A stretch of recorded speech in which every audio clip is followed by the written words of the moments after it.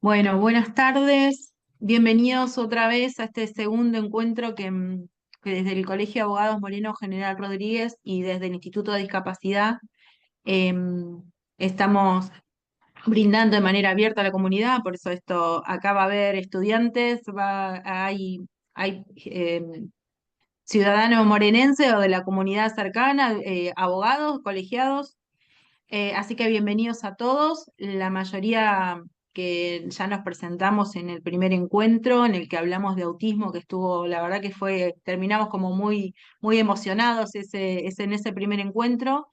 El material hoy chequeamos con Victoria y aún no está subido a la página del colegio, pero nos comprometemos a que esta semana va a estar subido, tanto el del primer encuentro como este segundo encuentro. Em, bueno, yo igual invito nuevamente a si alguien se quiere desmutear y presentarse y decir cuál es su interés en esta convocatoria, es bienvenido.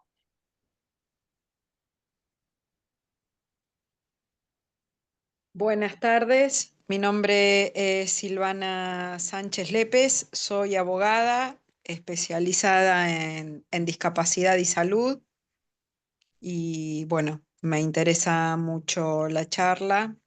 Me perdí la del otro viernes, la primera, porque no me llegó el link desde Uf, el colegio al mail y esta vez también la molesté a la doctora, a usted para poder acceder. Así que acá estoy presente y ansiosa por participar, por escucharlos. bueno, muy bienvenida, muy bienvenida. Hoy va a estar Muchas Mica gracias. asistiéndonos, la doctora Micaela Cáceres.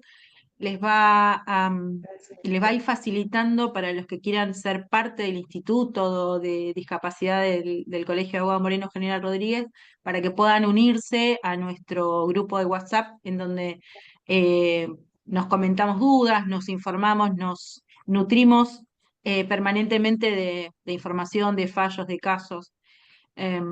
Así que Muchas bueno, gracias. Mica lo va a estar compartiendo. Muchas Bueno, gracias. ¿alguien más? Hola, sí, soy Norma Rodríguez, alumna de la profesora Natalia Rodríguez, estoy en quinto año. Bueno, nada, me parece fantástico lo que están haciendo y bueno, nos dan muchas herramientas para, bueno, capacitarnos y luego seguir buscando y ayudando, ¿no? Desde cada uno desde nuestro lugar. Así que bueno, les quería agradecer a todos por haber organizado este evento. Muchas gracias. Muchas gracias a vos por estar. Muchas gracias. Qué lindo los estudiantes acá. Me Buenas encanta. tardes. Me Bueno, llamo Gustavo Gómez, soy abogado recibido hace un año en la UNPAS. Me interesa la charla de discapacidad, sobre todo porque yo tengo una discapacidad. Entonces, más o menos para tener una idea de... No, los requisitos no, porque sería el colmo. Pero... En cuanto al ejercicio, el ejercicio profesional, me interesa ayudar a otras personas que tengan alguna discapacidad también. Y nada, eso. bueno, muy bienvenido. Bueno, felices de Gra- tenerte en esta charla. Y la verdad, Gracias. admiración, un abogado recibido. Esos son los ejemplos que queremos mostrar, ¿no? Así que muy bienvenido. Bien, ¿alguien más? Soy Silvana, no me funciona el mic, docente, nivel inicial superior, formación docente. A ver, esperen que voy a abrir el mensaje, que no lo puedo ver bien. Silvana, docente, nivel inicial superior, formación docente, y el tema me interesa a nivel de poder compartir, acrecentar mi formación y conocer para abordar diversas situaciones. Bueno, bienvenida, Silvana. Silvina. Bueno, Y Silvina, yo perdón, disculpe. finalmente, si puedo presentarme 2 minutos, porque Sí, por favor. estoy regresando a mi domicilio en transporte público. Soy Beatriz Pérez, soy abogada de niños y me interesa el tema maternal maternar o paternar la discapacidad, porque la verdad que es tiempo y dinero eh, Acá. eh, hacer frente a una discapacidad de un hijo, de una hija Total, o de varios. Entonces, totalmente. es difícil hacerle comprender al no conviviente que es tiempo y dinero. Y bueno, en eso estoy siempre en la lucha, ¿no? Como abogada del niño y a veces como abogada de parte. Eh, Sí. y aquí estoy aprendiendo, como siempre. Muchas gracias. Bienvenida, bienvenida. Bueno, Muchas gracias. nuevamente los invitamos a participar del grupo del instituto, a sumarse Hola, y buenas de paso vamos. tardes. Hola, Hola. ¿Sí, me escuchan? Sí. perfectamente. Bueno, me presento. Mi nombre es Mariana Alejandra Beltri. Soy abogada. Me dedico mayormente al foro de familia, derecho de familia. Esta rama tanto de discapacidad, derecho de discapacidad, también de salud mental, es una temática, la verdad, que me interesa y sobre todo, o sea, obviamente hice varios cursos porque es una temática que me interesa y sobre todo, no sé si la preocupación, pero también la idea de tener más herramientas para Claro. luchar lidiar contra un sistema que nos pone barrera tras barrera. Y en el ámbito de la salud mental, uno sabe que, o en el ámbito de la discapacidad, uno sabe que lo escrito en la letra de las normativas muchas veces queda en letra muerta y no, o sea, mucho proclamar derechos, pero en la práctica no se da eso. Lo veo mucho en cuestiones de salud mental, lo veo mucho en cuestiones de discapacidad, la estigmatización. Entonces, bueno, a sumar conocimientos que ya como dije, vengo haciendo, no es la primera vez que hago este tipo de actualizaciones o de perfeccionamiento, y siempre que puedo, bueno, ahí estoy presente. Bien. Bueno, muy bienvenida. Muy lindo escucharte. Voy a leer acá. Gracias. Gracias a vos. Sol Morelo, parte de la organización Furia Transfeminista, acompañamos a mujeres y a niñeces en situación de vulnerabilidad. Bienvenida, Silvana. No, Sol. Soy estudiante de trabajo social de la UNLA, trabajo en un set hace 3 años y medio.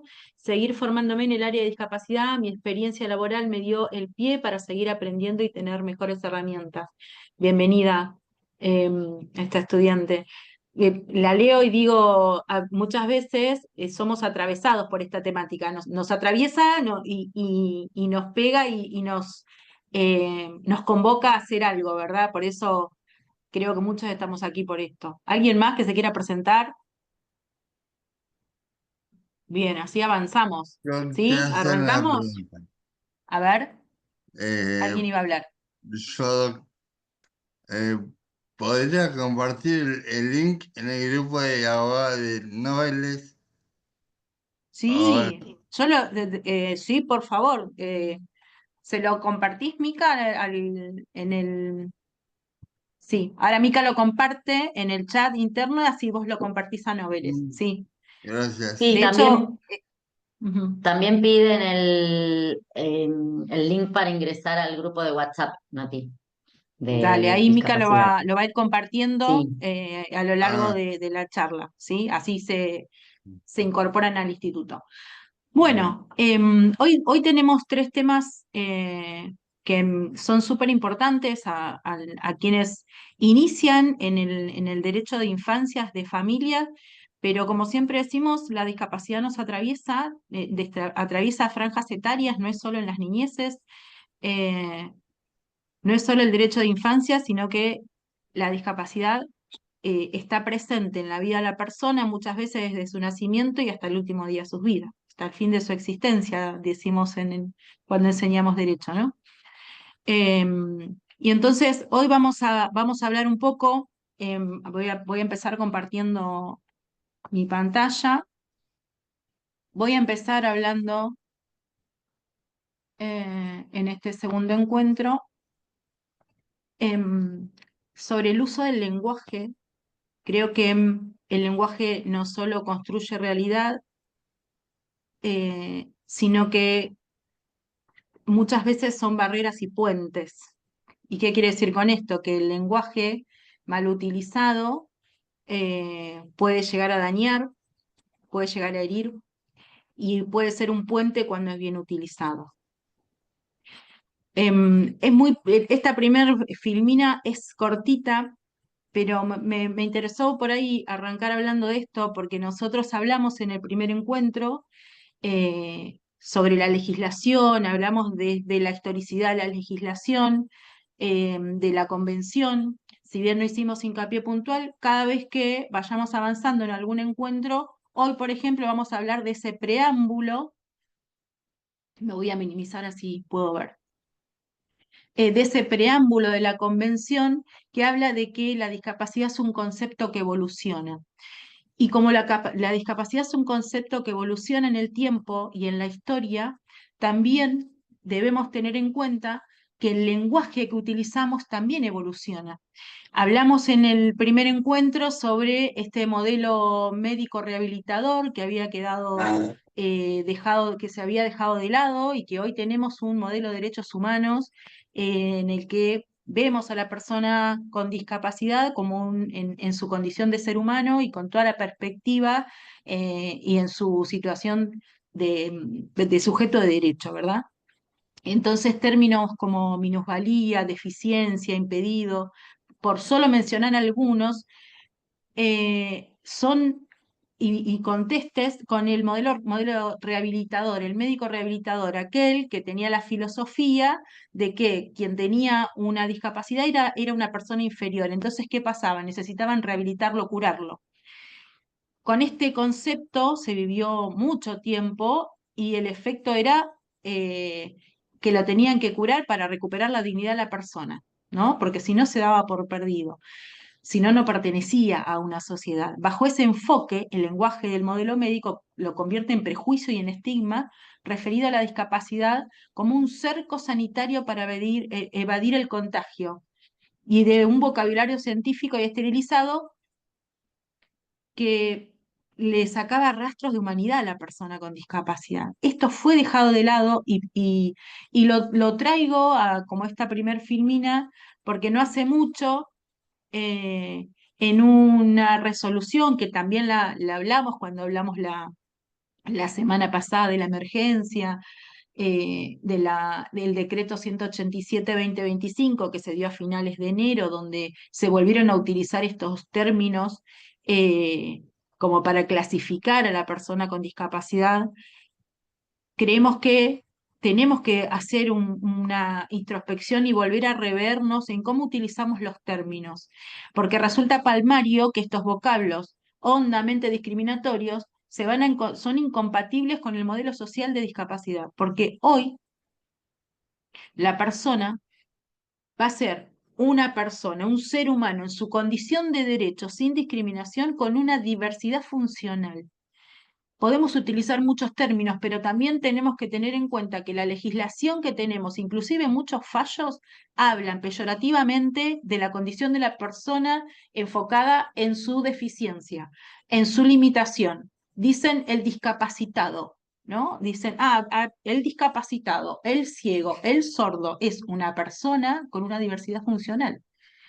Esas palabras muchas veces que son utilizadas de esa manera peyorativas es porque están centradas y haciendo foco en la condición de la persona, en su condición de discapacidad y no en su condición de persona. Y es ahí donde tenemos que repensarnos en cómo utilizamos el lenguaje cuando hablamos con una persona con discapacidad, cuando hablamos de una persona con discapacidad o cuando acompañamos a una persona con una discapacidad. También hablamos en el encuentro anterior de cómo es esto de que cuando hay un turno médico, por nombrar una sola situación, ¿no? Y va una persona con alguna discapacidad, una diversidad funcional, acompañado de pareja, hijo, amigo, padre, madre, ¿a quién le hablan, ¿no? Y esto hagamos esa mirada introspectiva. El profesional no le va a hablar a la persona con discapacidad en la mayoría de los casos. Le habla al acompañante, no lo mira a la cara, como si no mereciera o como si no entendiera lo que se le está explicando. Bien, solo esto es un simple ejercicio de repensarnos en igualdad de condiciones. Estamos todos atravesados por la humanidad, tenemos todos los mismos derechos y sobre todo debemos repensarnos nuevamente en que este modelo rehabilitador, médico y de clasificador de las personas quedó de lado hace mucho tiempo. Y ahora sí, vamos a avanzar al tema a uno de los temas de hoy, que es el sistema de protección.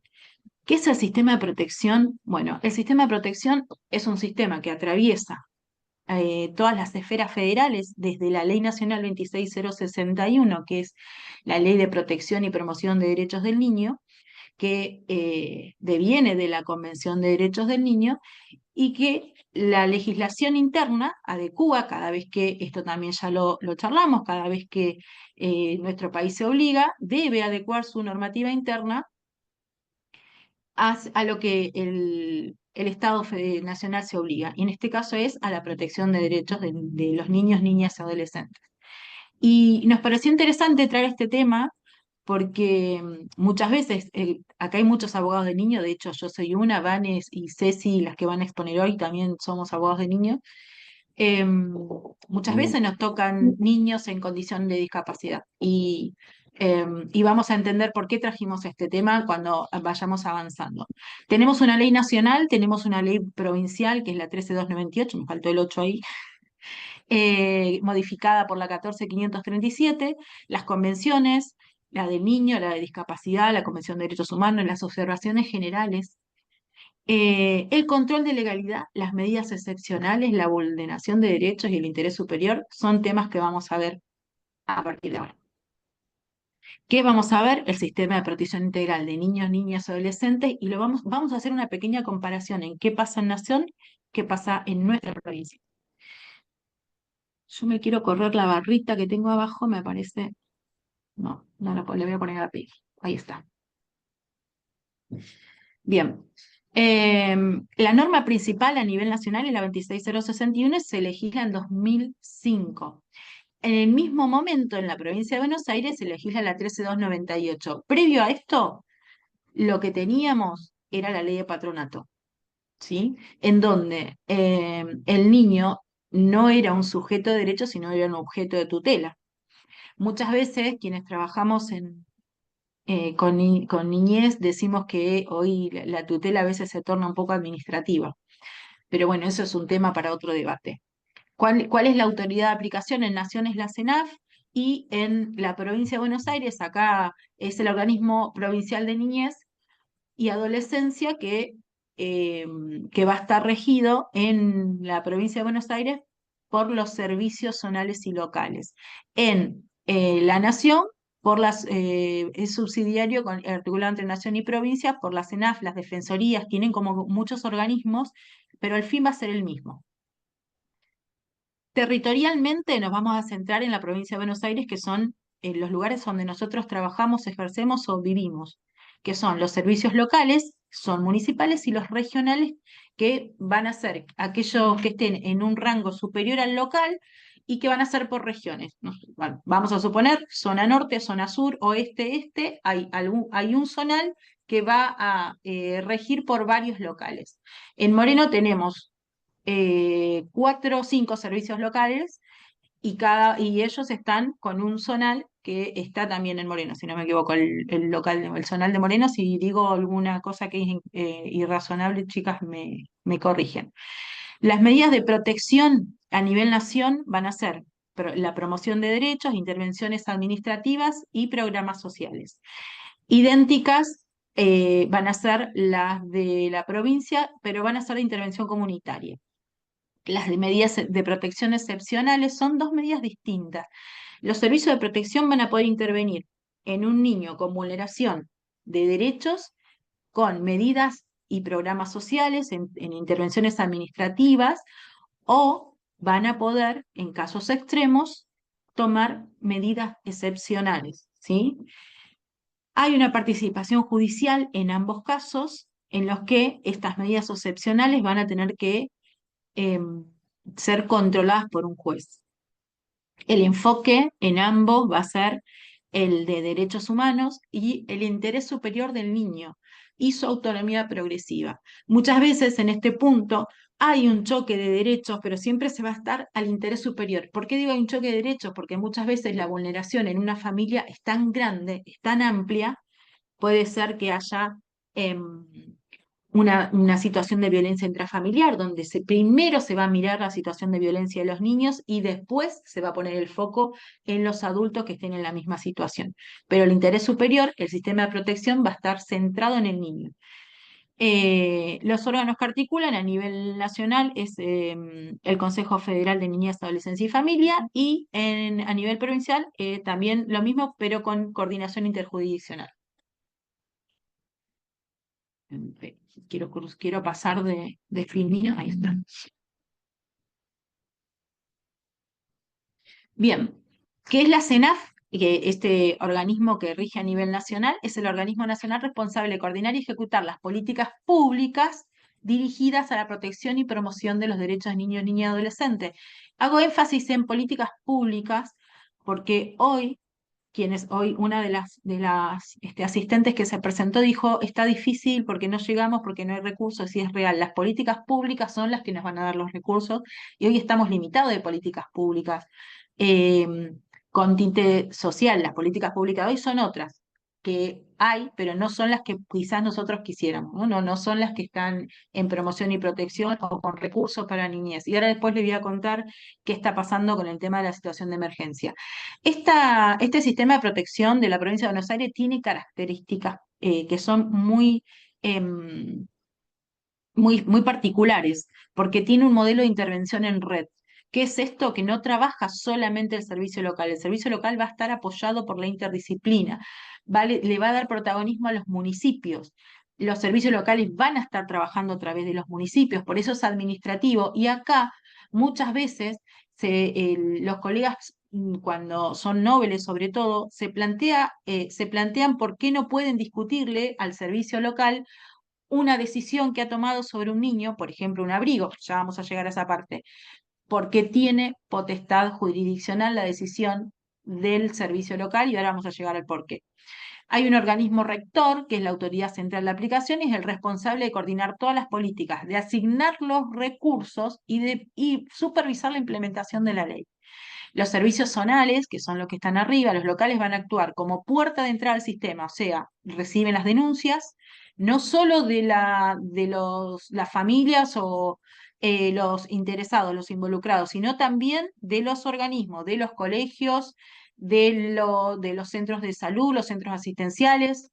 Las denuncias las reciben, son la puerta de entrada, los locales porque son los que están en el territorio. Los zonales van a hacer el apoyo de supervisión, pero ambos van a implementar las medidas, ¿sí? Las medidas de protección integral y excepcionales, la ley va a prever medidas para garantizar derechos vulnerados, como por ejemplo educación, salud y vivienda. Son solo algunos. La mayoría que vemos en nuestro territorio tienen mucho que ver con la violencia, con el ASI, refiriéndome a abuso sexual infantil, maltrato infantil, abandono. Hay mucha vulneración de derechos en nuestro territorio con respecto a las infancias. No quiere decir que en el resto no los haya. Hablo de lo que pasa en nuestro territorio. El enfoque siempre va a ser en derechos humanos. El sistema de protección va a regir en el fuero de familia, va a intervenir obligatoriamente el fuero de familia, o sea, el juzgado de familia, cuando se apliquen las medidas excepcionales. ¿Qué son las medidas excepcionales? Son lo que se llaman abrigos, ¿sí? Garantizando el control de legalidad y la revisión periódica de las decisiones. ¿Por qué? Porque la decisión que va a tomar el servicio local sí o sí tiene que pasar por el control de legalidad de esa medida. Va a ir a un juzgado y un juez es quien va a decir si es legal o no la medida que tomaron. Y no lo va a decir por el solo hecho de ver un informe, sino que va a requerir esos apoyos, esa intervención interdisciplinar para poder fundar su fundamento, valga la redundancia, en la legalidad de esa medida. Es intersectorial y es en redes. Vuelvo con esto. La ley va a promover el trabajo conjunto entre la salud, la educación, la seguridad, la justicia, el desarrollo social para responder integralmente a las situaciones de vulneración de derechos. Y el control de legalidad, esto es lo que le decía, una vez que el Servicio Local de Promoción y Protección de Derechos, que va a estar obligado a darle parte al juez de la medida que toma, el juez debe controlar esta legalidad. Ay, me puso una letra de más ahí. Y debe expedirse sobre ella, y la ley lo va a establecer en hora. La ley dice que en 24 horas el juez debe expedirse. Se toma un poquito más de tiempo muchas veces por esto que estamos diciendo de que necesita más herramientas para decir, a ver, esto es real, bien. Los informes PER son los informes que debe brindar. Vamos al anterior, estaba por ir al último. La restitución de derechos solamente la va a dar después de los informes, estaba bien, después de los informes que se van a dar periódicamente, 30, 60, 100, 90, 120 días y 180 días que dura la medida, el servicio local está obligado a emitir informes. Esos informes van a ir al expediente judicial y luego va a haber uno de conclusión. Acá, este informe de conclusión debe darle claridad al juez sobre qué le recomienda, si vamos a restituir los derechos de este niño o si va a ampliar la medida de abrigo, la guarda o la situación o se declara la situación de adoptabilidad. Y acá nosotros siempre decimos, ojo, porque un abrigo implica que si no se le restituyen los derechos y no tiene una familia de contención, muchas veces puede terminar en un niño con una situación de adoptabilidad. ¿Qué sucede cuando el niño tiene discapacidad? Y acá vimos, nosotros, todo lo que vimos es a muy grandes rasgos cómo funciona el sistema, ¿sí? En más o en menos, es más o menos así cómo funciona el sistema de protección. ¿Qué sucede cuando el niño tiene una discapacidad? Bueno, hay un sistema mixto, y esto son palabras que fuimos acogiendo porque realmente la ley, y acá nos hacemos más preguntas que dar respuesta, no hay un apartado que diga qué vamos a hacer cuando el niño tiene discapacidad. Vamos a hacer como una especie de fundamentación en legislación internacional, nacional y fallos para decir este niño tiene derecho y tiene derecho a una tutela especial, no solo por su condición de niño en situación de vulnerabilidad, sino por su condición de niño con discapacidad. Hay escaso o ningún hogar convivencial o poca información o recursos para el niño con discapacidad. El sistema de adopción no son muchos los casos en que los niños con discapacidad son adoptados, y por no decir ninguno, ¿no? O sea, yo les hablo, abran su micrófono y opinen, chicos. Yo acá les dejo un enlace de un informe porque me fue muy difícil. Les juro que invité a coordinadores de servicios locales, invité a coordinadores de servicios zonales, pedí informes para dar esta charla, pero estamos muy limitados en tener esa información. Y encontré un informe que se hizo un relevamiento en el 2020 respecto a la situación de vulneración de derechos de los niños en la provincia de Buenos Aires, y me encuentro con algo que se los quiero compartir. Los datos más relevantes, el enlace está en la filmina anterior, los datos más relevantes de este relevamiento nacional que se hizo en 2020, dice que el total de niños, niñas, adolescentes y jóvenes sin cuidados parentales, o sea, aquellos que están en situación de institucionalización en residenciales o familiares, en ese momento había 9.754 chicos. Y lo distribuyeron por edad, y esta estadística dice que de 0 a 17 años era el 93%. De 18 o más, más de 600 personas. ¿Cuál era la modalidad de cuidado? Dispositivos residenciales, que son lo que nosotros llamamos hogares de convivencia, y dispositivos familiares, 16,7%, que son los abrigos o guardas prolongadas. El tiempo de permanencia, y esto me llamó mucho la atención, hasta 90 días solo el 12%, 91 a 180 el 4%, más de 180 días el 83%. Esto es cuando yo les hablaba de los informes que se hacen periódicamente. Los servicios locales tienen que hacer al juzgado esos informes, tienen el tiempo máximo establecido por ley es 180 días, pudiendo prorrogarse. En más del 80% de los casos se prorroga. ¿Por qué? Porque no se pueden restituir sus derechos. Con adoptabilidad decretada, el total, 2.199 personas, distribuidos en una franja etaria de más o menos pareja, 23%, 26%, 20%. Entre los declarados adoptables, de 0 a 5 años, 6%, de 6 a 12, 9%, de 13 a 17, 15%. Proyecto de autonomía. Acá aparece una franja etaria y que a mí me gusta trabajar, investigar mucho. Trato de escribir permanentemente sobre esta franja etaria porque qué pasa con los adolescentes y jóvenes adultos que siguen en hogares, qué pasa con su educación, qué pasa con su proyecto de egreso, qué pasa con su autonomía. Bien, en este relevamiento, el total de adolescentes y jóvenes trabajando en proyectos de autonomía eran 2.191 personas, distribuidos en 15% de 3 a 15, 31% de 16 a 17 y 52% mayores de 18 años. Entonces yo me hago preguntas, ¿no? ¿Cuáles son las políticas públicas que se están aplicando? ¿Cuáles son los proyectos? ¿Cuáles son los programas que se están trabajando acá? ¿Cuál es el motivo del cese de la medida excepcional? La revinculación de familia, la adopción o que alcanza la mayoría de edad. Y ese relevamiento que tiene 190 páginas no habla de los niños con discapacidad. No los dice, no lo menciona. No habla de qué pasa con esto, a dónde están, o sea, solamente es número.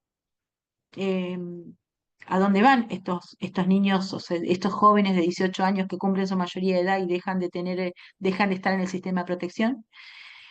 No dice cuántos de estos institutos, estos hogares, estos lugares de contención de niños, niñas, adolescentes en situación de vulneración están preparados.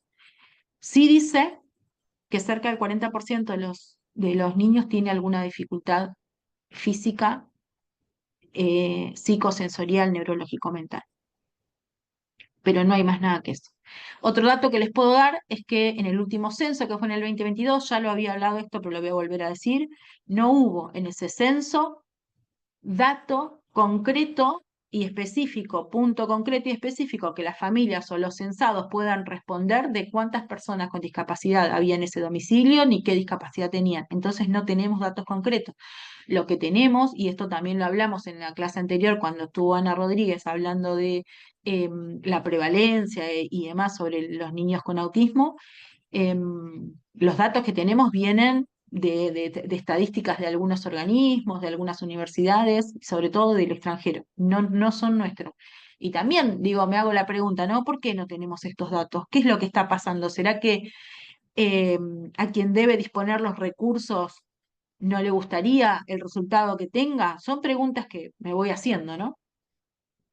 Bien, sé que les dejo más dudas que certezas, que no respondo ninguna pregunta que me puedan hacer, porque realmente yo también me quedo con dudas sobre este punto. Digo, ¿qué pasa con el sistema de protección que no tenemos esas herramientas específicas? Estoy viendo que me comí en todas las palabras discapacidad que puse. Eh, em, Digo, ¿no? Ahí hablábamos el otro día con la directora del Instituto de Derecho de Abogado del Niño y de un caso de un niño con síndrome de Down que no conseguía una vacante en un hogar.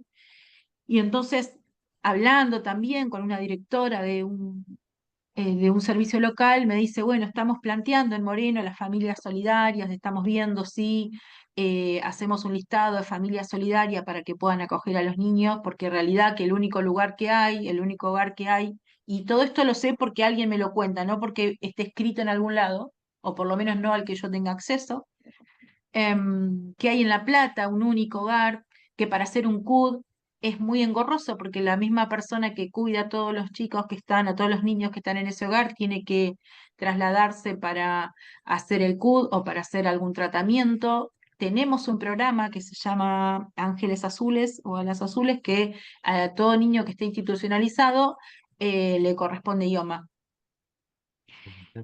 Pero siempre va a ser el responsable. Yo los invito a que aporten, que hablemos del tema. Voy a abrir ahí.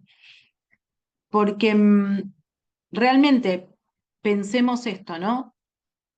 Estadísticas, datos, no hay nada concreto. No hay nada que nos diga cuál es el camino a seguir cuando tenemos un niño con discapacidad. Es ir armando, y por ahí Ceci que está en educación sabe, es ir armando con las herramientas que tenemos y con lo que vamos aprendiendo y con los recursos que podamos conseguir, poder darle a ese niño, niña, adolescente con discapacidad eh, alguna solución o posible, porque derecho en expectativa tiene, eso seguro. ¿Sí? Bueno. Ahora sí, los dejo que pregunten si quieren comentar algo, si quieren aportar algo. Doc, Abran su micrófono. Gustavo. Gustavo, comparte perdón, el, mi perro. eh, la crimina esta,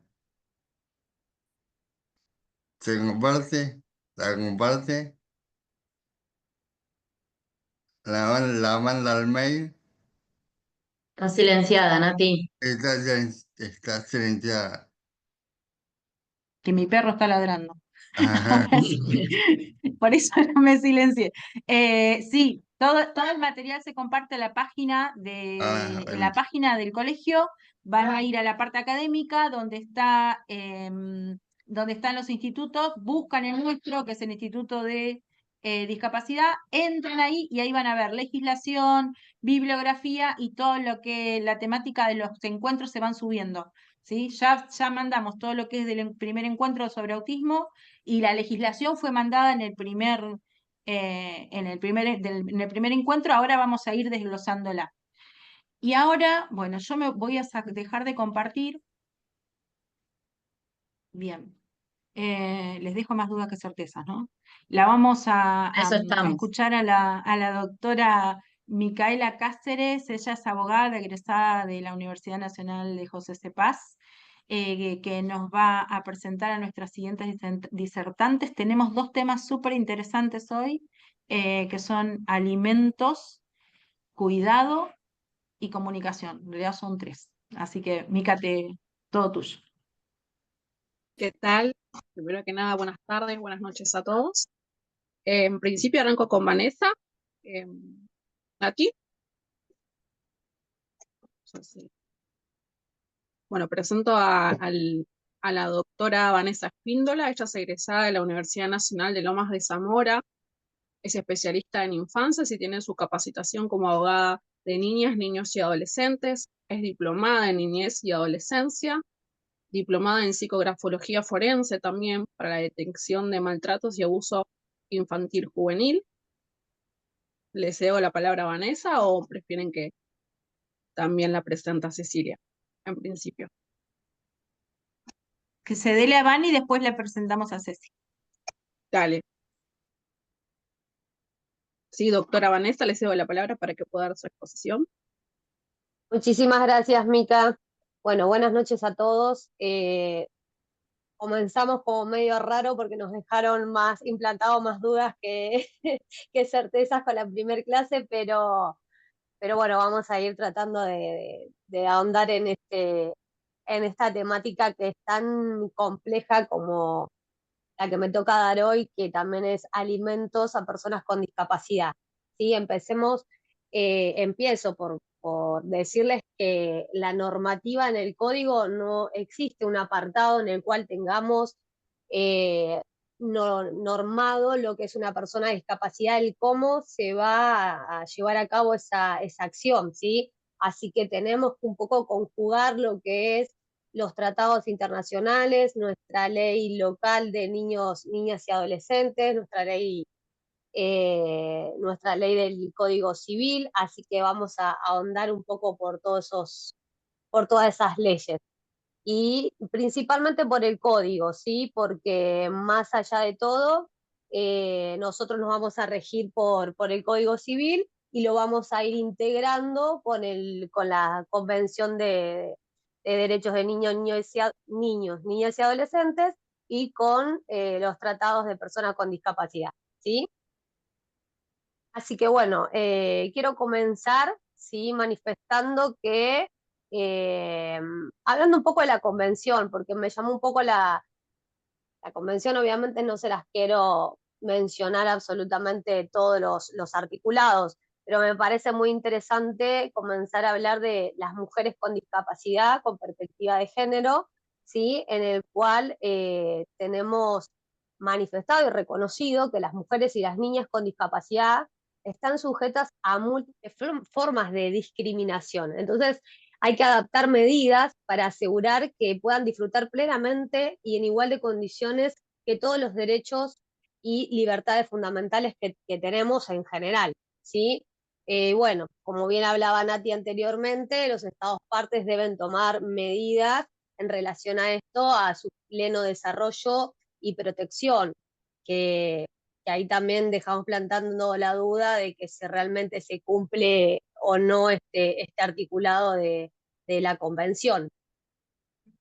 Con respecto a niños y niñas con discapacidad, el artículo 7 de la convención nos manifiesta nuevamente que los Estados partes deben tomar todas las medidas necesarias para asegurar que todos los niños, niñas y adolescentes con discapacidad gocen plenamente de todos los derechos humanos y libertades fundamentales en igualdad de condiciones con los demás niños y niñas y adolescentes. Yo ahí hago un parate porque digo, bueno, debe ser por esto en el cual no tenemos un apartado específico en el Código Civil y Comercial en el cual hablemos de las necesidades de diferentes que requieren, cuando hablamos de alimento, una persona con discapacidad, ¿sí? Que ya lo vamos a ver más adelante.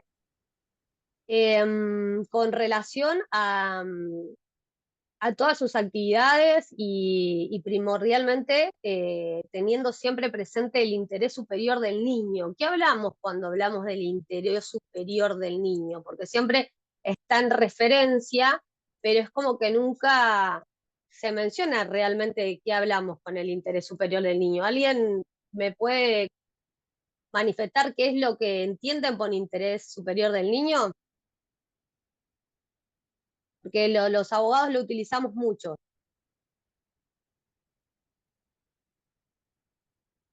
¿Me escucharon o nadie me quiere responder? No, Vane, estamos para que nos ilumines, Vane. Y a la hora del... Que no me quiere. Ok, perfecto. Bueno, porque también es eso, hablamos mucho y ponemos mucho nuestras demandas a los abogados del interés superior del niño, ¿no? Y básicamente se refiere a que todas las decisiones que se tomen en base a la decisión de un niño sean orientadas a su bienestar y ejercicio pleno de sus derechos. Cuando hay una colisión de derechos con relación a los progenitores o con relación a la duda del juez de entre tomar una decisión que afecte a alguna de las partes que son mayores de edad, siempre se va a tener en vista el interés superior del niño, ¿sí? El bienestar del niño. Por eso hoy estamos también nosotros también protegiendo a los chicos como abogados del niño para que sean voces dentro del expediente y no sean un numerito más, ¿sí? de un expediente como solía ser antes. Pero bueno, no me quiero ir mucho por las ramas porque empiezo a hablar de abogado del niño y no tiene que ver con lo que es alimento. Otro artículo que me parece muy interesante y me parece muy importante de la Convención de los Derechos, Convención de los Derechos Humanos, no, perdón, de discapacidad, es la toma de conciencia, ¿sí? Que considero también que es lo que hablaba la doctora de esto de que más allá de que los Estados partes están obligados y comprometidos a adoptar medidas inmediatas y efectivas para sensibilizar a la sociedad, incluso a nivel familiar, eso es una lucha constante, porque no es una realidad que vivimos día a día, porque si no, no estaríamos acá tratando de concientizar, concientizarnos nosotros y concientizar también en general a la sociedad, ¿no? Así que yo como que en ese sentido es donde digo, más allá de la normativa que tenemos, yo creo que también es un deber de la sociedad concientizarnos y tomar más consideración e incluso los abogados también exigir determinados derechos con relación a los niños con discapacidad, ¿no? Porque a veces a mí misma me pasa como abogado que voy a iniciar una demanda de alimentos y quizás no tengo previsto determinadas situaciones del niño que requiere muchísimo más cuidado, ¿sí? Que un niño que no posee una discapacidad. Ahora lo que me quiero centrar, ¿sí? Después de esta breve introducción de lo que es las convenciones, es directamente en alimentos, ¿sí? Entonces, ¿de dónde derivan los alimentos? Los alimentos van a derivar de la responsabilidad parental. No, ya te fuiste, nada, es un poquitito más adelante. Esperen que nada les ponga la filmina. Un poquito más adelante. Vos decime, Vane.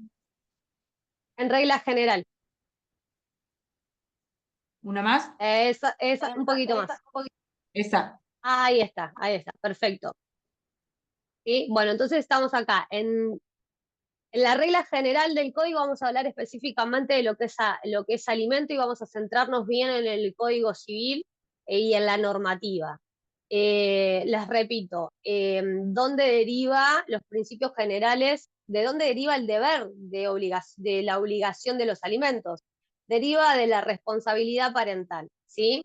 La responsabilidad parental sabemos que es el cuidado de ambos progenitores con relación a los niños, niñas y adolescentes.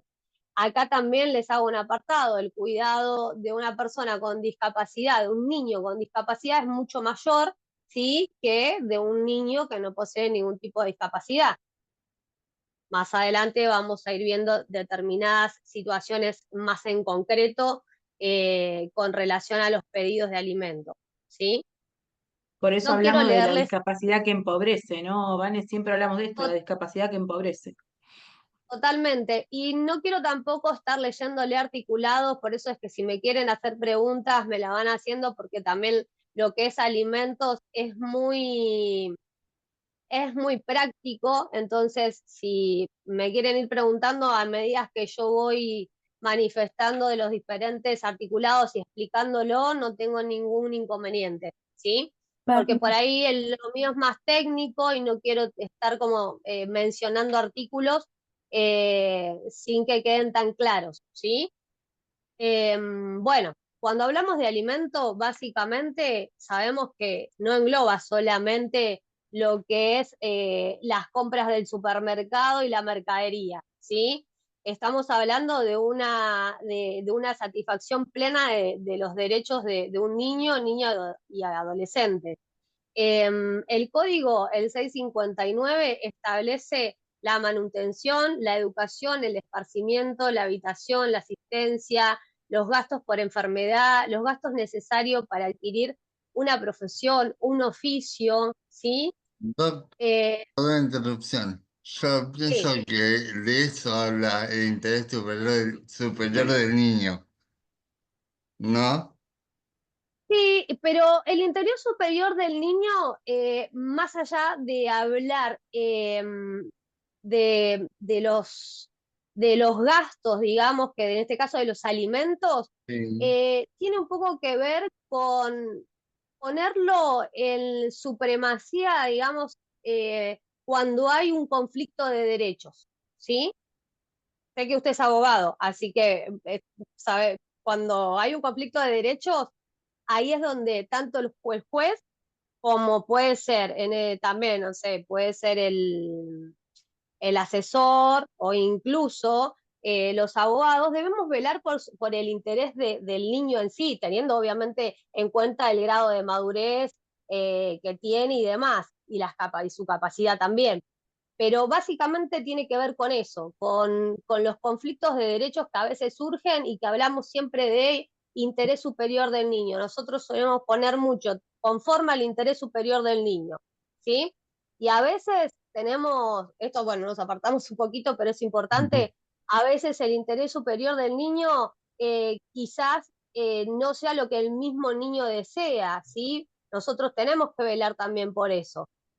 Bueno, esto se lo hablo porque también soy abogada del niño, entonces es como que hay veces que hay intereses hay conflictos de intereses que nosotros debemos velar por el interés de ellos, incluso, ¿sí? Sí, sí, sí, más que nada, para citar las demandas, el interés superior del niño, el interés superior del niño y dar una breve explicación.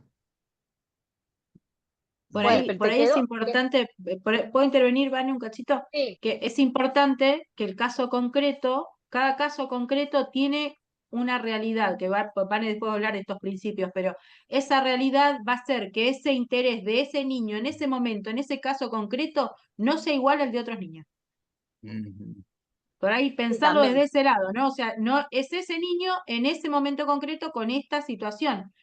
Y no va a Claro. ser lo mismo dentro, en el futuro o en el pasado, ni con otro niño. Hay que ver a ese niño en su entorno y en ese caso. Sí, Ok. siempre vamos nosotros más que nada lo hablamos en el caso particular con la doctora Natalia, pero por una cuestión de que también somos abogados del niño y si estuviera por ahí un defensor oficial acá, un asesor de menores acá, por ejemplo, sería distinto porque le diría hay que velar por todo el niño, pero bueno, nosotros cuando defendemos, hacemos la defensa de un niño, directamente defendemos al niño en cuestión, por eso es que verificamos bien sus circunstancias, ¿no? Pero bueno, no quiero irme tanto de lo que es alimentos. Sí quiero hacer un apartado acá en los alimentos, porque ya vimos lo que engloban, ¿sí? Que vimos que no solamente son las compras y demás, sino que tenemos que ver el esparcimiento, tenemos que ver los gastos de servicio, tenemos que ver todos las necesidades que engloban cuidar a un niño, niña y adolescente. Pero ¿qué pasa con las personas que necesitan cuidados diferenciales? Porque los niños, niñas con discapacidad necesitan cuidados diferenciales, como por ejemplo tratamientos que muchas veces suelen ser prolongados, traslados a distintas zonas como a sus terapias alternativas, a diferentes actividades que están obligados a hacer, ¿sí? Está bien, los demás niños también tienen que hacer actividades recreativas y demás, pero es distinto con los chicos con discapacidad. O sea, ellos están obligados, tienen que tener terapias de estimulación y demás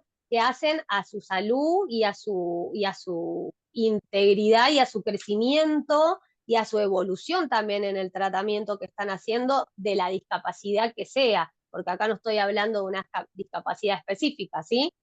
Eh, es por eso que debemos detallar un poco más cuando estamos en la parte de liquidación en una demanda de alimentos, ¿sí?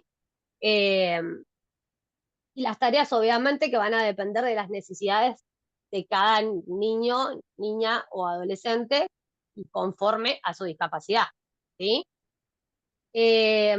Bueno, el artículo 658 habla como regla general que el deber y obligación de criar a sus hijos y educarlos lo tienen ambos progenitores, ¿sí? Y cuando esa obligación de cuidado a un hijo o una hija con discapacidad recae exclusivamente en uno de los progenitores, ahí también le da un apartado, ¿sí? ¿Por qué? Porque el hecho de que una persona, antes de ir ahí voy a hacer un pequeño... Las tareas, el 660 habla de las tareas de cuidado, ¿sí? Quiero leerlo taxativa porque taxativo del código porque después lo voy a desmenuzar un poquito.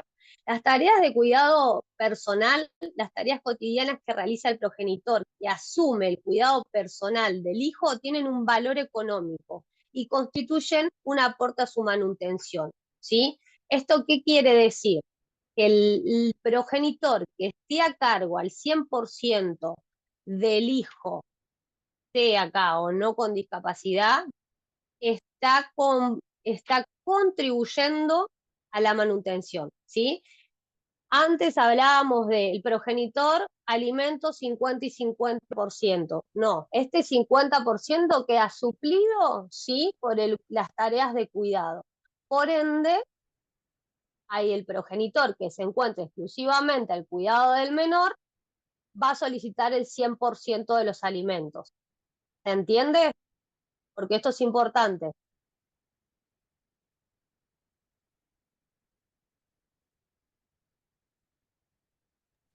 ¿Avanzo, No Vane? sé si.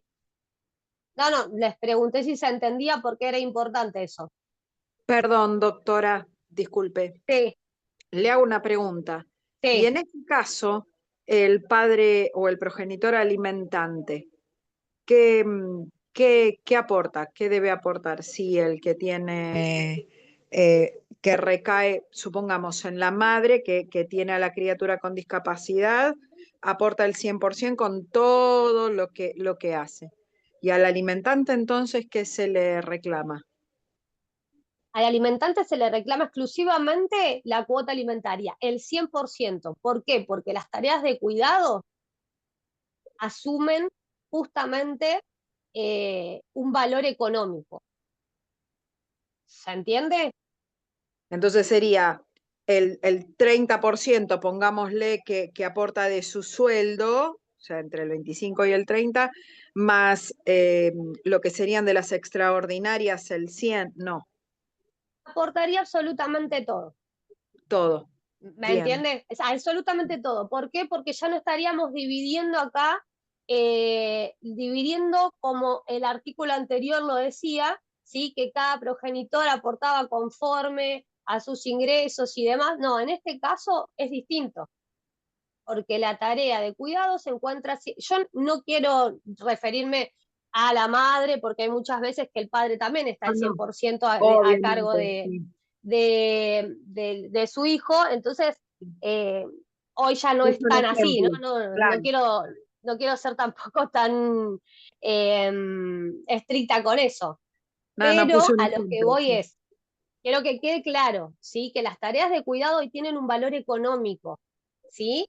Y esto no solamente para todos los colegas también, no solamente en lo que es personas con discapacidad, sino también en los niños sin discapacidad, ¿sí? Claro. Porque muchas veces, y más se hace hincapié en personas con discapacidad porque es en donde mayormente requieren mucho más tiempo de uno de los progenitores. Entonces, indudablemente va a haber un progenitor que va a estar al 100% a cargo del niño. Gracias, ¿Entienden? doctora. Entonces ahí vamos directamente, se toma el apunte del código, el código está el 660. En el 660 lo solicita el cuidado al 100% y el valor económico. ¿Sí? Perdón, Permiso, Vane, ¿puedo aportar Sí, algo? sí. Como para que lo puedan entender un poco mejor quizás los que no están tan metidos en el tema de derecho de familia. Existe desde el año pasado lo que es la canasta de crianza Sí. que sacó el INDEC. Entonces ahí, cuando ustedes ingresan a la página, está bien diferenciado en dos columnas, lo que sería alimentos, que incluye todos estos ítems que mencionó Vane, y por otro lado las tareas de cuidado, ese valor económico que tiene, que asume la persona, cualquiera de los progenitores, que se dedica 100% a eso, sumándole las cuestiones de discapacidad, que hay terapias y cuestiones específicas de medicamentos y extras, eso va a ser aportado por la persona que no esté disponible ese tiempo. No sé si se entendió. Perfecto, Ceci. Por ahí aporto algo más, porque muchas veces el colega Nobel, sobre todo, le cuesta tomar en cuenta estos ítems a la hora de hacer la evaluación de cómo hacer la demanda de alimentos en el caso de que exista una discapacidad. ¿Por qué? Porque hay mayores gastos, porque hay tareas de cuidado y demás, pero sí o sí hay que acreditar esa discapacidad en el expediente para poder hacer valer todo esto que está diciendo Vane, que está diciendo Ceci, porque ese niño necesita mucho más, no solo cuidado, sino mucho más aporte económico. Siempre decimos esto, la discapacidad empobrece, pero porque genera mucho más gasto. Muchísimo más gasto. Entonces, sí o sí tenemos que tener esto en cuenta a la hora de realizar la demanda y de los dos lados, ¿eh? Porque a veces nos toca estar del otro lado, de parte del alimentante, y también decirle al alimentante, no podés bajar la cuota de alimento. No, no la podés bajar. O sea, Totalmente. no. Claro, tal cual. Sí, o lo Profe, otro que hacen es repartir el tiempo, pero después ese tiempo tampoco lo cumple, porque no No, puede o por cuestiones de trabajo, entonces eh, tienen que disponer de otra persona para que se ocupe quizás de un traslado o algo. Que eso esté bien como especificado y detallado, ¿no? Porque requiere otros tiempos el acompañamiento. profe, sí, nosotros más que nada queremos que les quede, como es muy técnico la parte de alimentos, eh, queremos que le quede claro a los que no también son abogados, ¿no?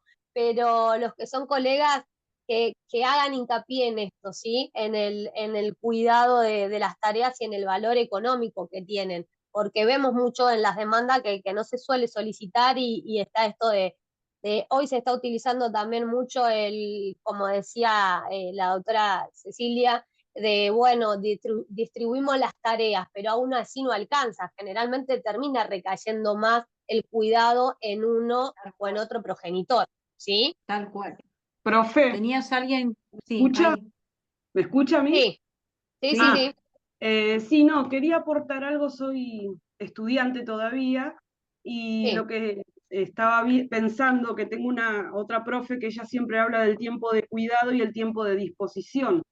Esto, o sea, se ve incrementado cuando hay una cuestión de discapacidad. Y también lo que pensaba, corríjanme ustedes que ya son abogadas, por ahí estoy equivocada, pero miraba el código y el código siempre habla de incapaces o capacidad restringida, pero en el caso de alimento habla de hijos en general. No hace la salvedad con respecto a todo lo que es tratamientos, transporte, que recién alguien escribió ahí un mensajito, o sea, habla de hijos, entre comillas, ¿no? Normales, no habla de los... Totalmente, Silvina, es lo que hablaba en un principio, que por eso también es que cuando empecé a armar las filminas y comencé con el tema de alimentos a personas con discapacidad, digo, ¿qué pasó? No tenemos un apartado en el código con las tareas y los cuidados especiales y diferenciales que requieren.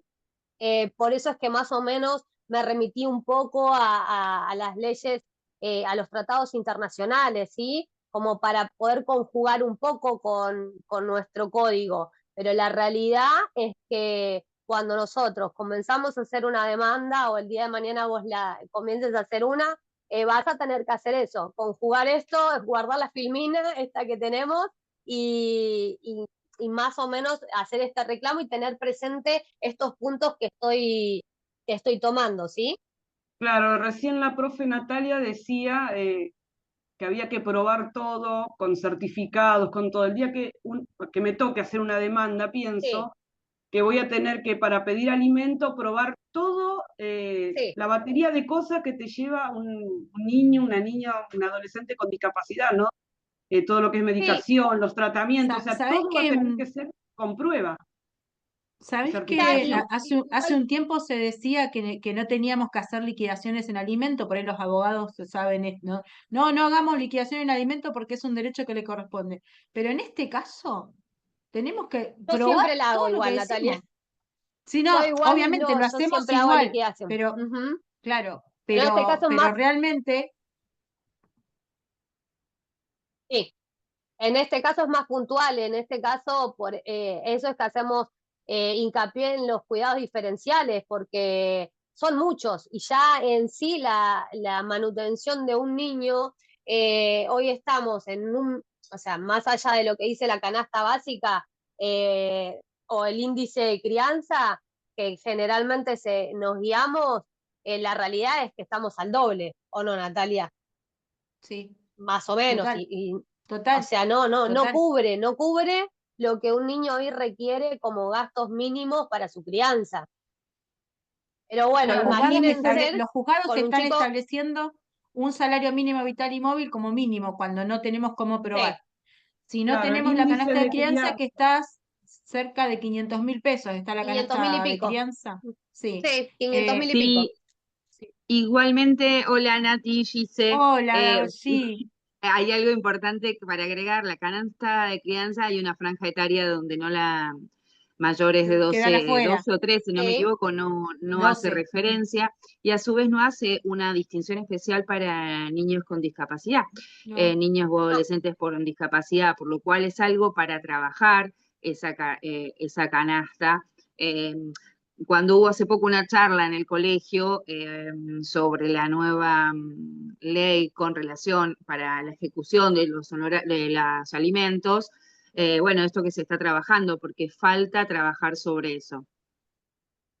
Totalmente, Sí. es lo que veníamos mencionando anteriormente también, o sea, tampoco el código lo tiene, o sea, menos lo va a tener el índice de crianza o demás, así que es un tema que tenemos que tener presente los abogados al momento de hacer las demandas, porque realmente es importante, ¿sí? Es lo que me encontré yo dando esta charla y viendo esto, decir, wow, no tenemos una distinción. ¿Sí? Y realmente los gastos son muchos mayores y como siempre dice la doctora Natalia, la discapacidad empobrece, ¿sí? Y empobrece justamente por eso, porque no tenemos contemplado y tampoco no solo no lo tenemos diferenciado y contemplado, sino que también es muy engorroso todo porque no tenemos tampoco hoy, bueno, hablando de las obras sociales y demás, Justo iba no a se decir están eso. haciendo cargo del 100% y demás, entonces aún más se requieren los alimentos. Y a su vez, bueno, seguimos porque nos vamos a quedar ahí, ¿sí? Quiero hablarles un poco ¿Avanzo? sí, vamos a hablarle un poco de los hijos con discapacidad mayores de edad. Permiso. Vamos a la legitimación, listo, ¿no? Vamos a la legitimación. Así Hola, no, porque tengo miedo de quedarme sin tiempo. Ok. ¿Sí? Decime, ahí. Sí, Vos vamos decime dónde. a Hola. legitimación. Sí, los escucho. Sí, digamos que todo lo que estamos hablando sobre la responsabilidad, digamos, de aportar, pero siempre vamos a Sí, estar hablando sobre la condición y fortuna por el caudal económico, ¿no? Siempre sería conveniente pedir alimentos provisorios y después supeditarnos, digamos, a la verdadera condición y fortuna del aportante. Porque acá están hablando de necesidades que superan, digamos, el 20, el 30%, no va a superar nunca, ni va a alcanzar lo que debería cubrir a una persona con discapacidad. sí, en realidad el código manifiesta eso, que conforme la condición de fortuna. Ahora yo tengo la teoría de que, bueno, si el niño requiere mayores gastos y la persona que tiene que solventarlo tendrá que tener un par de trabajos más, ¿sí? Pero bueno, eso es muy, muy personal mío. El caudal económico tendrá que aumentarse a fin de poder sustentar los gastos de ese niño. Sí, pero en una sociedad donde ocultan justamente y donde tenemos trabajos en grises es muy difícil. El Y es aportante que no tiene difícil, sí, sí. capacidad de Se sostener hace o muy mantener a engorroso. su hijo, hay que enjuiciarlo. Y Ahora, es que vos siempre fíjate todo lo que terminamos tenemos que enjuiciarlo. trabajar. Totalmente, por eso siempre Sí, sí, estamos justamente, con pero para demandas eso de hay que cambiar la alimentos. normativa. Eh, es medio complicado cambiar la normativa, pero la realidad es esa, la realidad es la que tenemos, ¿sí? O sea, cuando habla de caudal económico y terminamos embargando no solamente sueldos, sino también bienes, o si no, utilizando las medidas que nos da el código de cautelares, de inhibición de bienes y Claro, demás por que supuesto, tenemos, estoy totalmente ¿sí? de acuerdo con eso, por eso apunto a que la lucha es mayor todavía de parte de nosotros. Totalmente. Sí, sí. Es que una demanda de alimentos que uno lo ve como algo, o generalmente se ve como algo sencillo, en realidad no es tanto, porque cobrar una demanda de alimentos o alimentos adeudados es muy difícil, ¿sí? Y mucho más en relación a los niños con discapacidad, que los montos son mucho más altos. ¿Continuamos? ¿O tenemos alguna otra pregunta?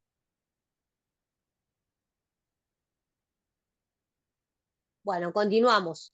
¿Quiénes están legitimados para iniciar la acción de incumplimiento? Justamente lo que hablaba, creo que es Julio, cuando estamos en un incumplimiento de cuota alimentaria, ¿sí? Están legitimados. ¿Me escuchan? Sí, se escucha bien. Ay, me asusté, digo, se fueron todos.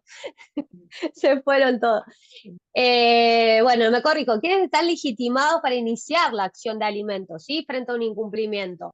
Están legitimados, ¿sí? El otro progenitor, el hijo con grado de madurez suficiente. ¿A qué se refiere el código con el hijo con grado de madurez suficiente? Se refiere ya al hijo mayor de 18, ¿sí? En la franja de 18 a 21, el niño ya puede, bueno, ya en este caso es un mayor de edad, puede iniciar su propia demanda de alimentos, ¿sí? Y igual le hago la salvedad que también lo puede seguir representando su progenitora, ¿sí? Pero generalmente el juzgado solicita que firme directamente y lo inicie el hijo con mayor de edad, ¿sí? Y subsidiariamente lo puede iniciar cualquier persona o parientes o el mismo Ministerio Público, ¿sí? Subsidiariamente ante un estado de vulneración del niño y que no tenga sus progenitores y no tenga el grado de madurez suficiente, ¿no? O en este caso 18 años. Vale. Bueno, continúo. Vale. Sí, ¿querés agregar algo, Ana? No, estoy por cambiarte. Ok.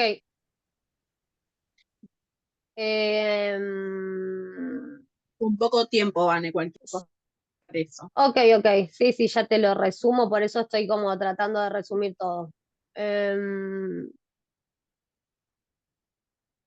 Bueno, el hijo mayor de edad con discapacidad. ¿Cuánto tiempo tengo? Porque así termino con esto.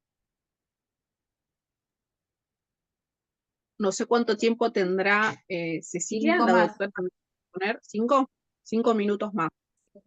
Ah, ok, perfecto. O sea, vuelo. Lo mío Ok. es cortito, lo mío es cortito. Cortito, vuelo. Bueno, esto me parece también muy importante. Pasa que lo que es alimento todo es importante porque es algo que lo hacemos muy cotidiano y es mucha normativa. Pero bueno, vamos a tratar de hablar acá un poquito del hijo mayor de edad con discapacidad, ¿sí? Bueno, Nati, si vos querés ir pasando la filmina, porque yo tengo la mía igual, pero Sí, yo las paso, tranqui. esto es importantísimo, ¿sí? El hijo mayor de edad con discapacidad, la cuota alimentaria que se inició en la minoridad, cuando fue menor de edad, no cesa, ¿sí? Esto quiero que lo tengamos muy presente los colegas.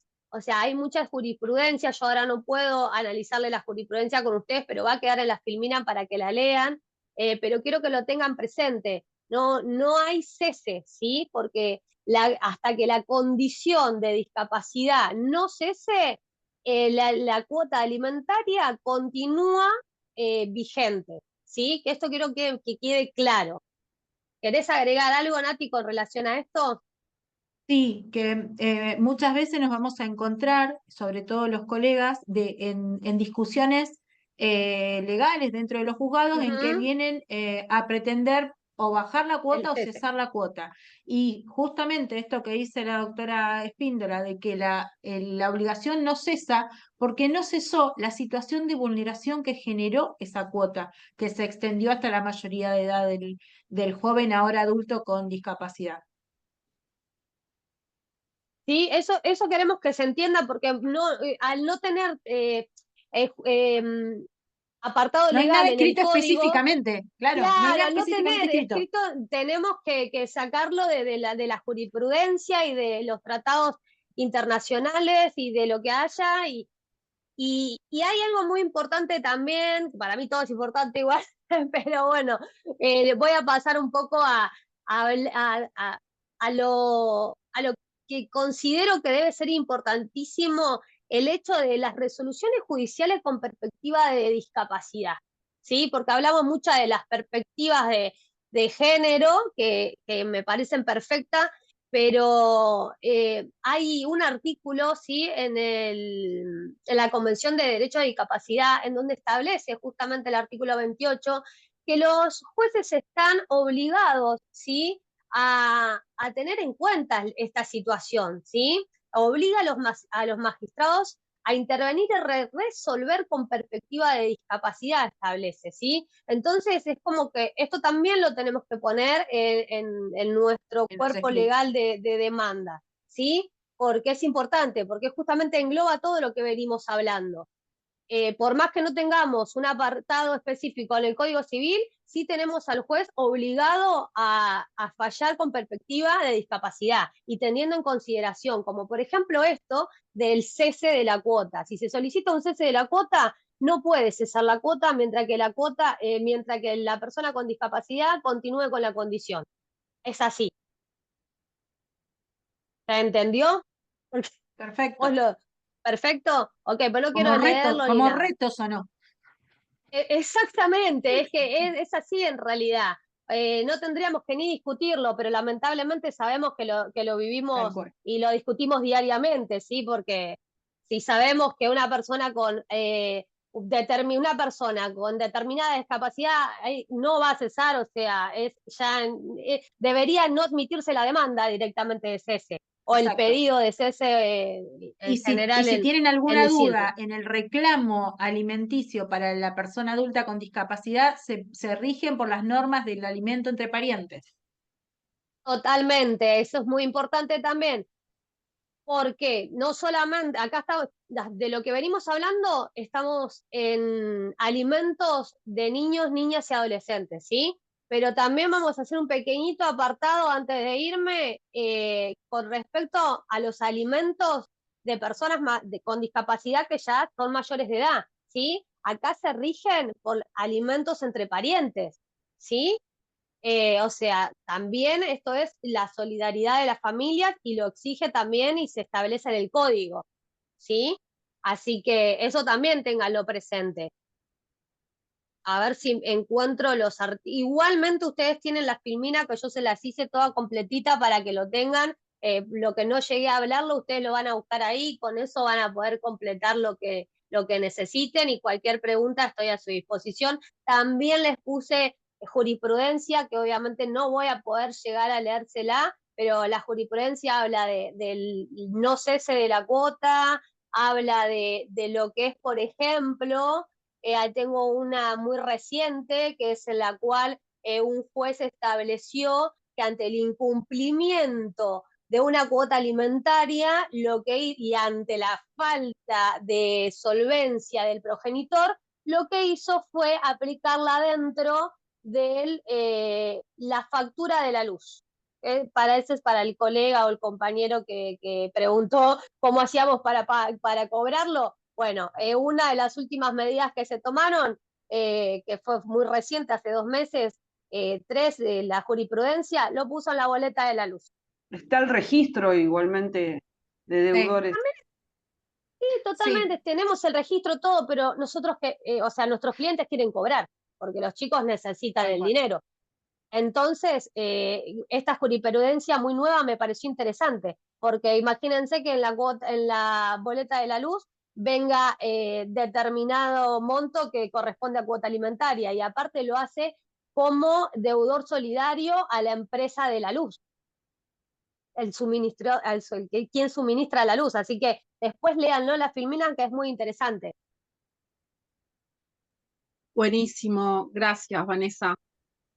Bueno, después les dejo la reflexión final que la tienen para que la lean cuando quieran, pero bueno, yo considero también que lo que es discapacidad es un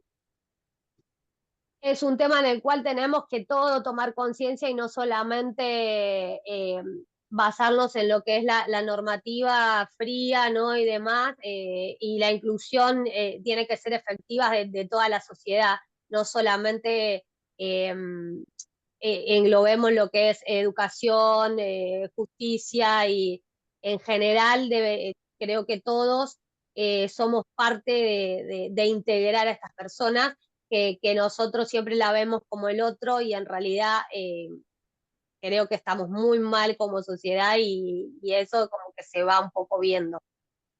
Pero Bien, por suerte tenemos estamos mucho que hacer. avanzando. Por Muchas supuesto, gracias, siempre Vané. estamos. Excelente. Muchas gracias. Va a No, quedar toda a gracias a vos, Nati. disposición.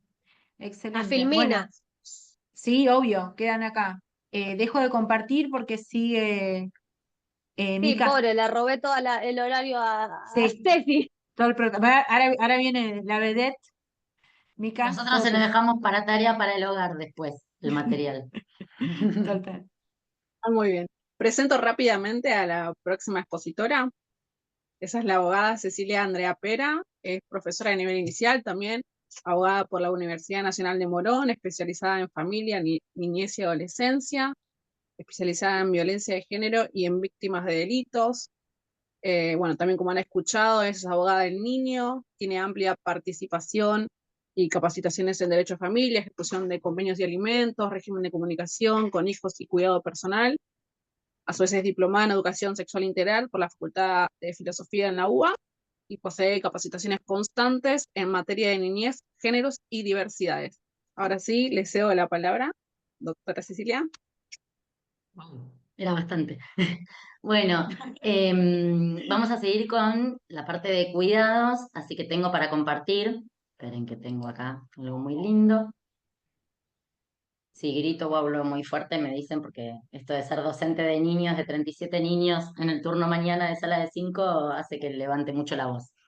Bueno, vamos a cuidado personal y comunicación. Primero vamos a tomar como punto de partida el Código Civil y Comercial de la Nación. Ahí está. Esperen que achico acá porque si no, no veo la pantalla. Muy bien. Bueno, y nos vamos a los deberes y derechos de los progenitores. Esto quizás es medio teórico para los que no son abogados, pero está bueno que lo tengan como base del marco teórico de dónde partimos. Voy a ser breve, rapidita, el artículo 646, donde me habla de los deberes de los progenitores, cuáles son, obviamente están enmarcados también en la Convención de los Derechos del Niño.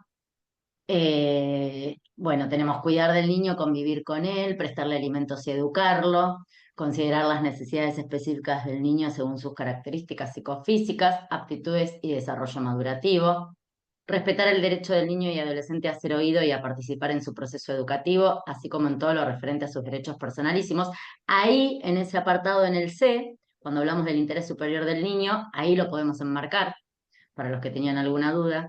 Prestar orientación y dirección al hijo para el ejercicio y efectividad de sus derechos, respetar y facilitar el derecho del hijo a mantener relaciones personales con abuelos, otros parientes o personas con las que tenga un vínculo afectivo, representarlo y administrar, bueno, estoy como Nati, me como letras, el patrimonio del hijo. Deberes y derechos sobre cuidado de los hijos, ¿dónde los vamos a encontrar? Bueno, en el artículo 648 y los siguientes.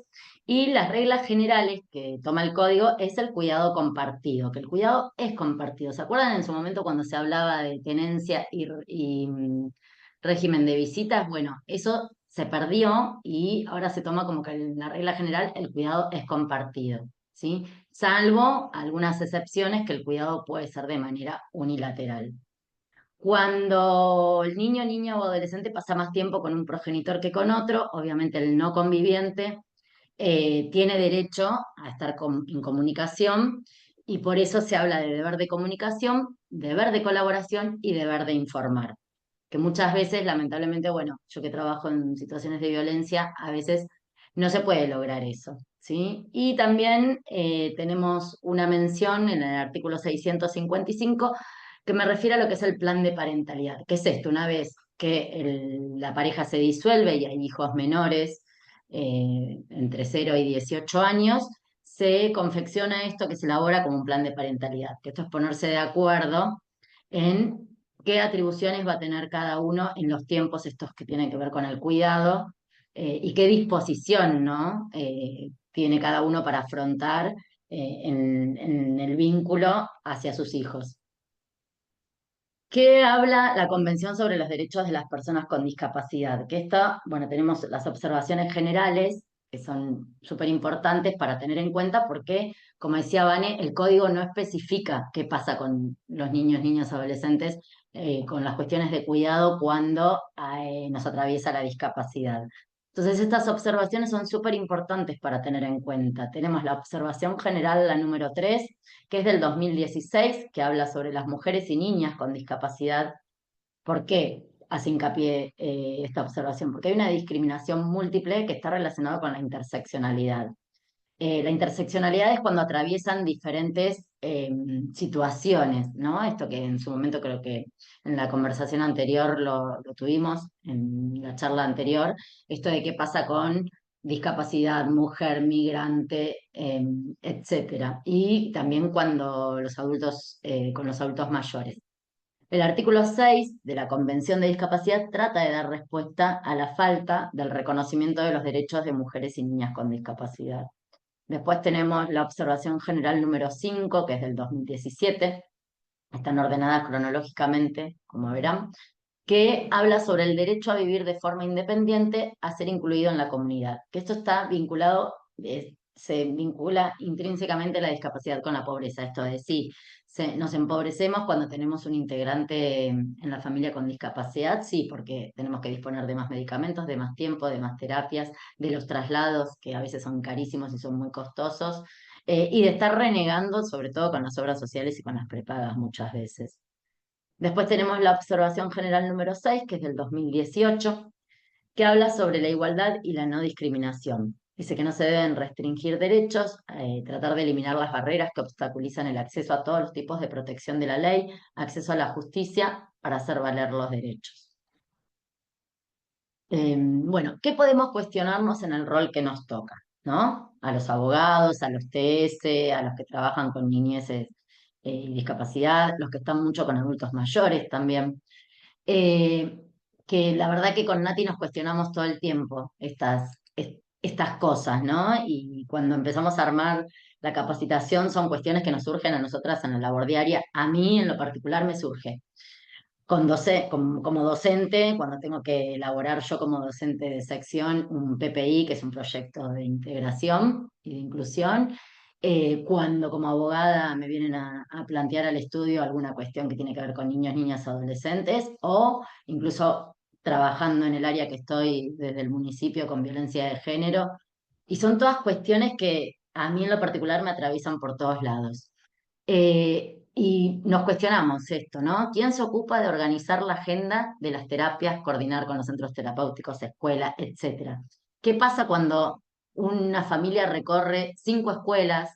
Yo que estoy en nivel inicial lo vemos, y llegan desahuciados a la escuela número 7, diciendo que no consiguieron vacante en todas las escuelas anteriores, ¿no? Y bueno, y ahí uno empieza a indagar un poco en la historicidad.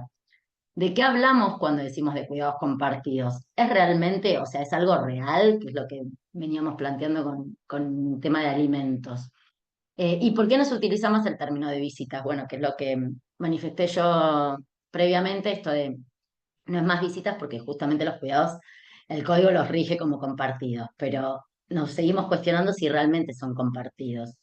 Y nos pasa en todo, con niños con discapacidad y sin discapacidad, porque en el 90% somos las mujeres las que tenemos que disponer de ese tiempo, y como leía en el chat mientras Vane exponía, ¿a quién llaman cuando pasa algo en la escuela? O quién es el primer número referente cuando pasa algo, ¿no? En las instituciones. Y esto de la importancia de terceros que acompañan y colaboran. Bueno, a veces uno de los progenitores no puede. Bueno, ¿con qué otros integrantes de la familia cuento? ¿Qué referentes cercanos tengo? ¿Qué red?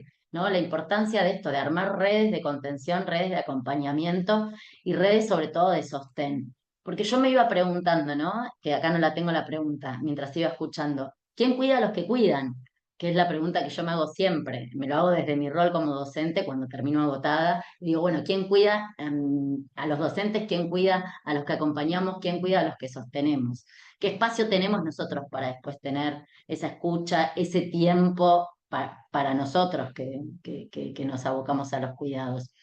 ¿Y cómo abordamos una propuesta parental que sea visibilizada?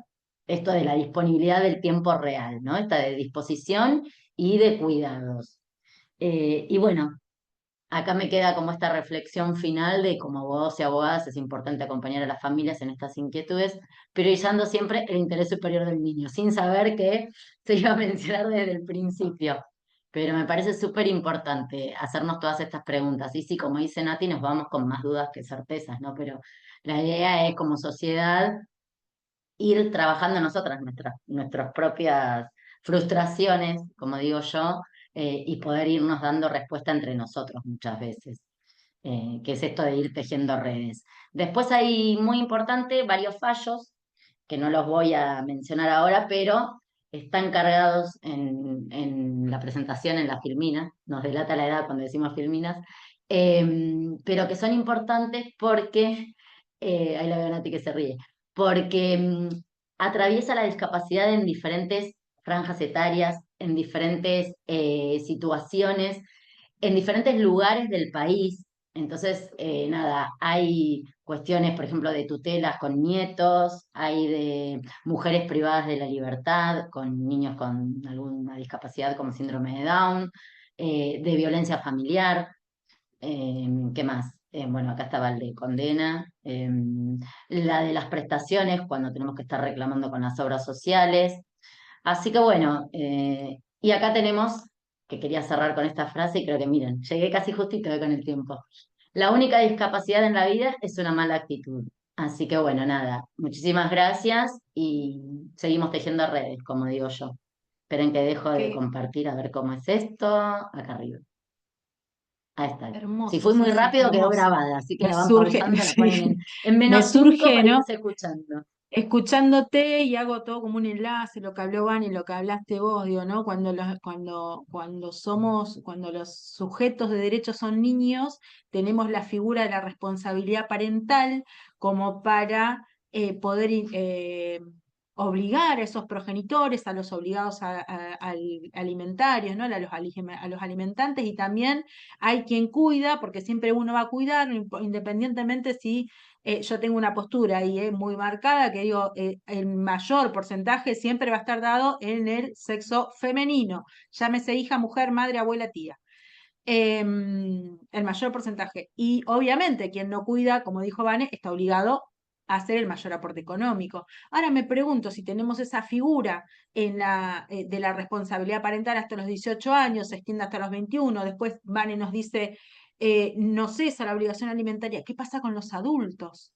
¿No? Y estoy teniendo así como unos amparos, justo esta mañana sorteo un amparo, 3 hijas de entre 40 y 50 años, una mamá con demencia senil a la que tienen que cuidar.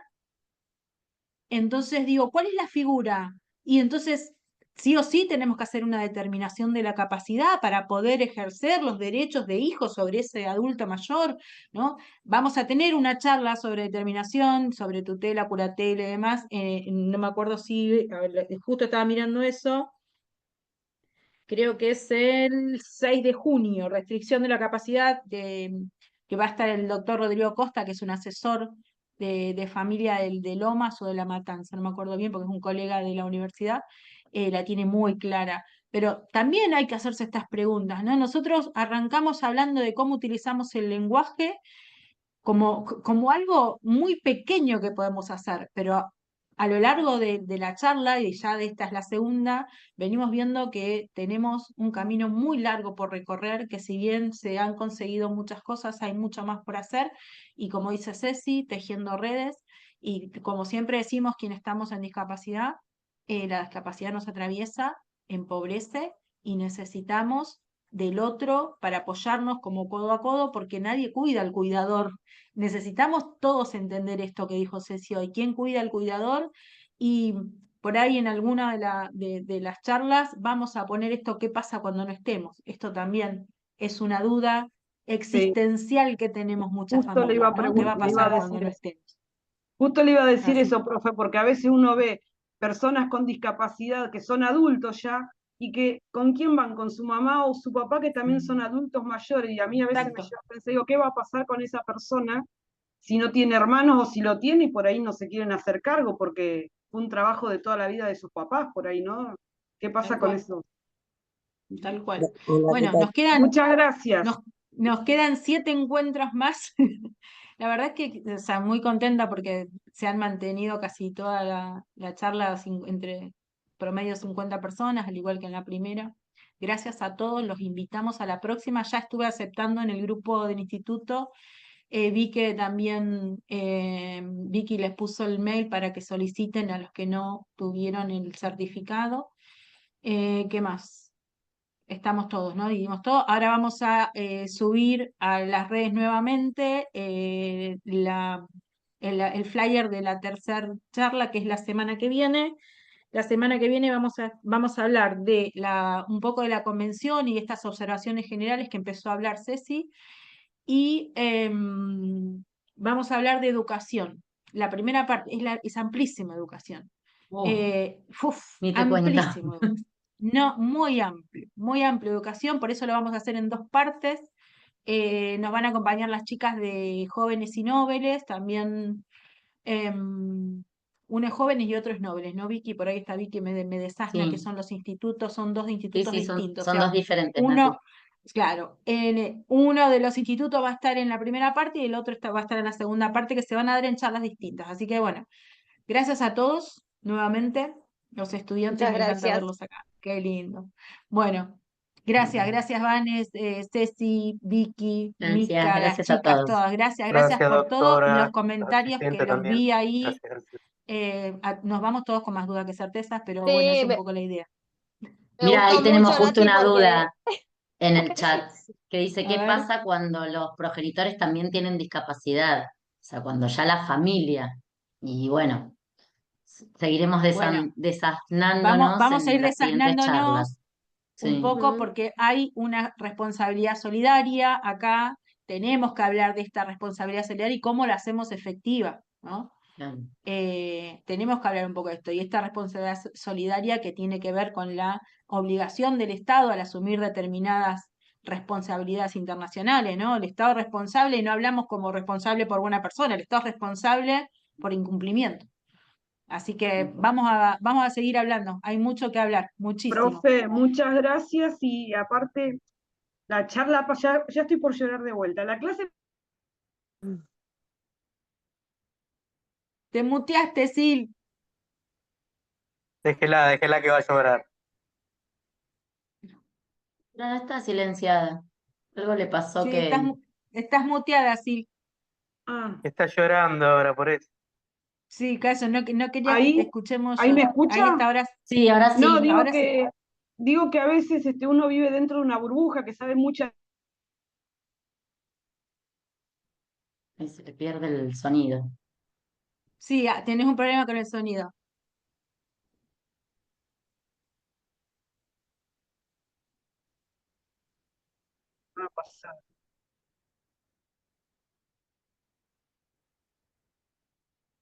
Bueno, intentamos leerte los labios, Sil, pero entendemos que hablaste desde el corazón y desde lo que te atravesó el tema, porque te escuchamos un pedacito nada más. Y hago una aclaración también ahí para la persona que hizo la pregunta con relación qué pasa con la familia que acarrea parientes con discapacidad. Bueno, ahí con lo que es relación a alimento vamos a tener lo que es alimentos entre parientes, ¿sí? El alimento, o sea, se va a ir solidariamente responsabilizando el pariente más cercano, ¿sí?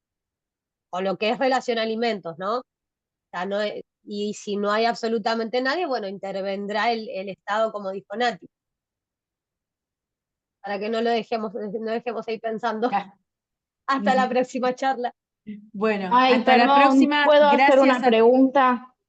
Sí, ¿quién Ah, ahí me, habla? No te ahí veo. me contestaron, sí, Sabrina Zanetti, que en YouTube están las charlas, porque entré a la página y no pude No, no encontrarlas. están todavía, sí, Ah, todavía no están ok, en la página, pero las charlas sí están en YouTube. Hay que ver si ya perfecto. están subidas en YouTube, porque a veces también tardan un poquito. Bueno, muchísimas gracias. Pero van a estar, van a estar. Gracias. Si no están ahora, en un Gracias por tiempito están. los comentarios tan lindos. Chicas, felicitaciones para ustedes dos, un montón. Bueno, Gracias. gracias a todos. Muchas Gracias. gracias. Nos vemos la semana que viene. Muchas gracias. Gracias. Gracias.